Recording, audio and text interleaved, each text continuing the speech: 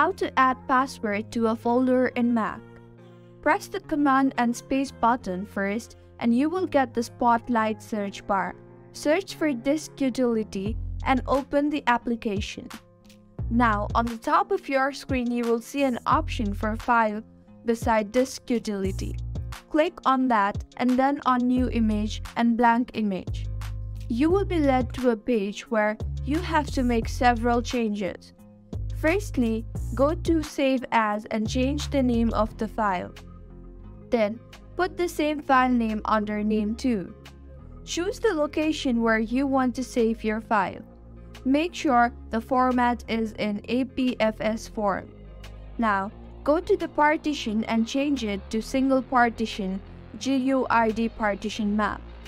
Change the image format to Spare Disk Image and encryption to 256-bit AES encryption.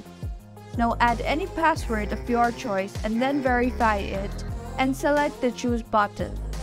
Now go ahead and click the Save button. Mac will now create the disk image. Wait for it to finish and then click on Done. You can see the folder in your desktop. Click on the folder and you can see it is asking for a password. You can copy any of your files here and lock them. If you find this tutorial helpful, do subscribe to our channel.